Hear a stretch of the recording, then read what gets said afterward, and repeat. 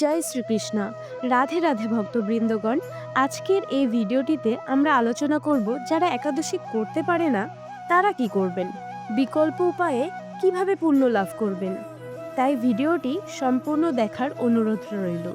আর আপনারা যদি আমার চ্যানেলে নতুন হয়ে থাকেন তাহলে অবশ্যই চ্যানেলটিকে সাবস্ক্রাইব করবেন, ভিডিওটিতে একটি লাইক দিবেন আর কমেন্টে লিখে যাবেন রাধে রাধে। একাদশী, এই একটা শব্দ শুনলে অনেকের মনে ভয় চলে আসে। কেউ বলেন আমার শরীর আমাকে সাপোর্ট করে না, আবার কেউ বা বলেন আমি কাজে যাই, না খেয়ে থাকা সম্ভব হয় না, আবার কেউ বলেন আমাকে ডাক্তার নিষেধ করেছে। তখন মনে প্রশ্ন জাগে, যারা একাদশী রাখতে পারে না তারা কি তবে পুণ্য থেকে বঞ্চিত? ভগবান কি তাদের উপর রাগ করেন এবং কি তাদের জীবনে কি আর আধ্যাত্মিক উন্নতি লাভ হবে না? আজকের এই ভিডিওটিতে আমরা শাস্ত্রের আলোকে জানব একাদশী রাখতে না পারলে কি করবেন এবং কোন বিকল্প উপায়ে এই পুণ্য পাওয়া যায়। কোনো ভুল ধারণার জন্য মানুষ অকারণে ভয়ে থাকে। ভগবান আসলে কি চান, খাওয়া নাকি ভক্তি? ভিডিওটি শেষ পর্যন্ত দেখলে আপনার মনে থাকা সব প্রশ্নের উত্তর আপনি পেয়ে যাবেন। প্রথমে একটা বড় ভুল ভাঙা দরকার। একাদশী মানে শুধু খাওয়া নয়। শাস্ত্রে বলা হয়েছে উপবাস নয়, ইন্দ্রিয় সংযমই একাদশীর প্রাণ। একাদশীর মূল লক্ষ্য হলো মনকে শান্ত করা, ভোগের লোভ কমানো, ভগবানের দিকে মন ফেরানো, অহংকার ভাঙ্গা। কিন্তু মানুষ কি করছে? উপবাসকে লক্ষ্য বানিয়ে ফেলেছে আর ভক্তিকে পেছনে ফেলে দিয়েছে। শাস্ত্র কি বলে? সবাই কি উপবাস করতে পারবেন? নাকি শাস্ত্র নিজেই বলে সবার জন্য এক নিয়ম নয়? পদ্মপুরাণ, স্কন্দ পুরাণ, নারদ পুরাণ সব জায়গায় বলা আছে যাদের জন্য পূর্ণ উপবাস বাধ্যতামূলক নয় তারা হলেন অসুস্থ ব্যক্তি, গর্ভবতী নারী, স্তন দান করা মা, বৃদ্ধ মানুষ, শিশু এবং কঠোর শারীরিক পরিশ্রম করেন যারা, আর যাদের ডাক্তার নিষেধ করেছেন। এদের জন্য বিকল্প ব্যবস্থা শাস্ত্রেই বলা আছে। তাহলে যারা একাদশী রাখতে পারে না তারা কি করবেন? এখন আসি মূল কথায়। একাদশীর ব্রত যদি শরীর উপবাস করতে না পারে তাহলে মন দিয়ে উপবাস করুন। মনে অহংকার ছেড়ে, রাগ কমিয়ে, মিথ্যা কথা এড়িয়ে চলে, কাউকে কষ্ট না দিয়ে কাম, ক্রোধ, লোভ এগুলো থেকে দূরে থাকুন। শাস্ত্রে বলা হয়েছে মন শুদ্ধ না হলে উপবাস বৃথা। যারা সম্পূর্ণ উপবাস রাখতে পারেন না তারা ফল, দুধ, জল, সাবু খেয়েও রাখতে পারেন। তবে সাদা ভাত নয়, ডাল নয়, পেঁয়াজ রসুন নয়। একে বলে অনুকল্প ব্রত। এটা কোনো পাত নয়, বরং অহংকার করে উপবাস করার চেয়ে এটা অনেক শ্রেয়। একাদশীতে নাম স্মরণ সবচেয়ে শক্তিশালী উপায়। যদি কিছুই না পারেন ভগবানের নাম নিন। শাস্ত্রে বলা হয়েছে একবার ভগবানের নাম নেওয়া হাজার উপবাসের সমান। এই দিনে বলুন হরে কৃষ্ণ কৃষ্ণ কৃষ্ণ হরে হরে, হরে রাম রাম রাম হরে হরে, বা ওম নমো নারায়ণায় নমঃ। ভগবান কি দেখেন, শরীর নাকি মন? এই প্রশ্নটা খুবই গুরুত্বপূর্ণ। ভগবান দেখেন সামর্থ্য, আন্তরিকতা এবং মানুষের মন। ভগবান কখনো বলেন না শরীর ভেঙে ফেলো, না হলে পুণ্য নেই। তিনি বলেন যতটা পারো ততটাই করো, কিন্তু মন দিয়ে করতে হবে। যারা জোর করে একাদশী রাখেন তাদের কি ভুল? অনেকে কি করে জানেন? সুস্থ শরীর কিন্তু লোক দেখানোর জন্য উপবাস করে থাকেন। সারাদিন রাগ করেন, পরিবারে অশান্তি সৃষ্টি হয়। এতে পুণ্য তো দূরের কথা, বরং আরো পাপ জন্মে। শাস্ত্রে এটাকে বলা হয়েছে তামসিক ব্রত। একাদশীতে যে কাজগুলো করলে পুণ্য হয়, যারা উপবাস করতে পারে না তারা অবশ্যই এই কাজগুলো করুন।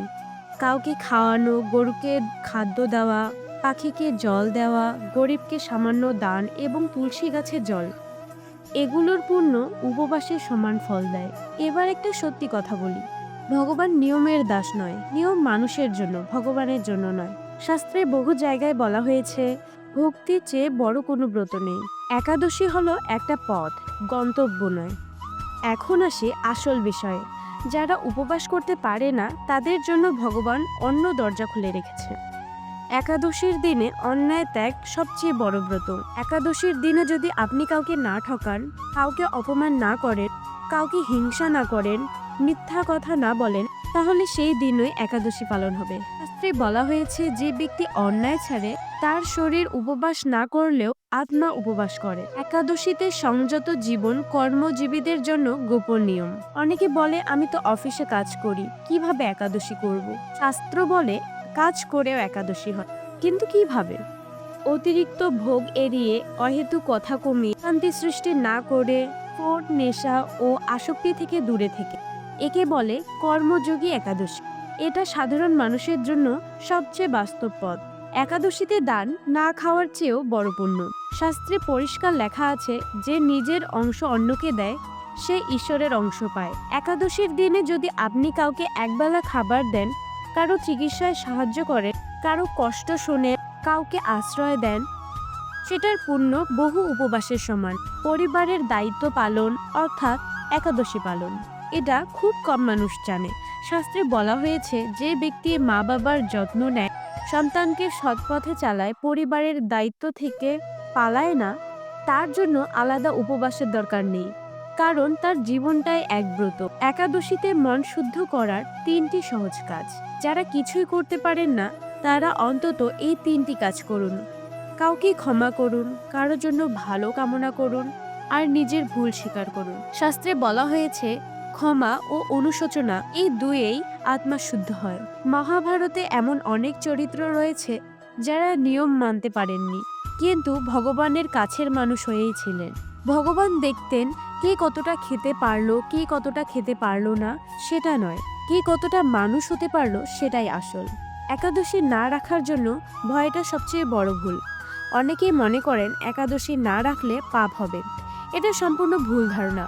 শাস্ত্রে বলে ইচ্ছাকৃত অবহেলা পাপ, অক্ষমতা নয়।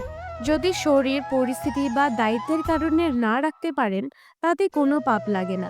একাদশীতে একটি প্রার্থনা যা সবাই করতে পারে।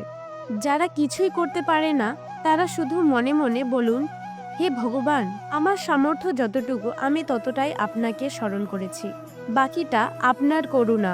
এই প্রার্থনা কখনো বৃথা যায় না। মানুষ ভাবে একাদশী মানে না খাওয়া, পারলে পুণ্য, না পারলে পাপ, কিন্তু শাস্ত্র এই হিসাব মানে না। শাস্ত্রে বলা হয়েছে ব্রত তখনই ব্রত যখন তা মানুষকে ভেতর থেকে বদলায়। যে ব্রত মানুষকে অহংকারী করে, অন্যকে ছোট করে, নিজেকে বড় ভাবে, সেটা ব্রত নয়, সেটা আত্মপ্রতারণা। একাদশী আসলে কোনো কি পরিবর্তন চায়? একাদশী চায় ভোগ থেকে বিরতি, নিজ কেন্দ্রিকতা থেকে দূরে সরে আসা, নিজেকে প্রশ্ন করা। এই 3টি যদি একাদশীর দিনে একবারও হয় তাহলে সেই দিন সব পূর্ণ। যারা একাদশী রাখতে পারেন না তাদের জন্য এক গভীর সত্য, একটা কথা খুব পরিষ্কারভাবে বুঝে নিন। ভগবান কখনো মানুষের অক্ষমতাকে অপরাধ মনে করেন না, তিনি অপরাধ মনে করেন উদাসীনতাকে। যদি আপনি বলতে পারেন আমি পারিনি কিন্তু আমি ভগবানকে ভুলিনি, তাহলে সেই দিন বৃথা যায় না। ভগবানের কাছে কোন একাদশী বেশি প্রিয়? শাস্ত্র অনুযায়ী ভগবানের কাছে 3 ধরনের একাদশী সবচেয়ে প্রিয়। প্রথমত, নীরব একাদশী। একাদশীতে কম কথা বলা, অযথা তর্ক না করা, কটু কথা ব্যবহার না করা। শাস্ত্রে বলা হয়েছে যে মুখ সংযত রাখে সে ইন্দ্রিয় সংযত রাখে। একাদশী খাবার ছাড়া পালন করা যায়। দ্বিতীয়ত, ক্ষমার একাদশী। এই দিনে পুরনো রাগ ছেড়ে দেওয়া, কারো ভুল মনে পুষে না রাখা, নিজেকে ক্ষমা চাওয়া। ভগবান বলেন যে ক্ষমা করতে জানে আমি তার পাশে থাকি। একাদশী অনেক কঠিন কিন্তু সবচেয়ে শক্তিশালী। তৃতীয়ত, সত্যের একাদশী। এই দিনে নিজেকে মিথ্যা কথা না বলা, নিজের দোষ স্বীকার করা, অন্যের উপর দোষ না চাপিয়ে দেওয়া। শাস্ত্রে বলা হয়েছে সত্য একাদশী করলে আলাদা উপবাসের দরকার হয় না। অনেকে ভাবে আমি একাদশী রাখিনি তাই আমার কষ্ট হচ্ছে। এটা সম্পূর্ণ ভুল ধারণা। কষ্ট আসে পূর্ব কর্ম থেকে এবং বর্তমান আচরণ থেকে। আর একাদশী হলো কর্মফল বোঝার সুযোগ, নিজের পথ ঠিক করার সময়। শাস্ত্রে বলা হয়েছে ব্রত কর্ম কাটায় না, দৃষ্টি বদলায়। ভগবান গ্রহণ করে বিনয়, অনুশোচনা, আন্তরিক চেষ্টা। তিনি এটা গ্রহণ করেন না লোক দেখানো, অহংকার, তুলনা করা। যে বলে আমি পারিনি তবু আমি আপনার, সে কখনো খালি হাতে ফেরে না। একাদশীর শেষে নিজেকে একবার জিজ্ঞাসা করুন, আজ আমি কি কাউকে কষ্ট দিলাম? আজ আমি কি অহংকার করলাম? আজ আমি কি নিজের ভুলটা বুঝলাম? যদি উত্তর বুঝতে পারেন তাহলে আপনি একাদশীর আসল উদ্দেশ্য পূরণ করেছেন। একাদশী মানে একদিনের সাধু হওয়া নয়, এটা খুব গুরুত্বপূর্ণ কথা। একাদশী মানে একদিন ভালো, পরের দিন আবার আগের মতো, এরকম নয়। একাদশী মানে হলো একটু কম লোভ, একটু বেশি বিবেক। এই পরিবর্তন যদি থাকে তাহলে ব্রত সার্থক। ভক্তবৃন্দগণ, একাদশী কোনো শাস্তি নয়, কোনো কঠিন পরীক্ষা নয়, এটা একটা প্রশ্ন। তুমি আজ একটু ভালো মানুষ হতে পারলে কিনা? যে এই প্রশ্নের উত্তর দিতে পারে ভগবান তার কাছেই থাকে। তাহলে আজকের ভিডিওটি এই পর্যন্তই। প্রিয় ভক্তবৃন্দ, ভিডিওটি দেখে যদি ভালো লেগে থাকে এবং উপকৃত হয়ে থাকেন তাহলে অবশ্যই একটি লাইক করুন। এতে আমরা নতুন ভিডিও বানানোর জন্য অনুপ্রেরণা পাই। আর কমেন্টে শ্রদ্ধা ও ভক্তি ভরে একবার অবশ্যই লিখবেন, জয় শ্রীকৃষ্ণ, রাধে রাধে।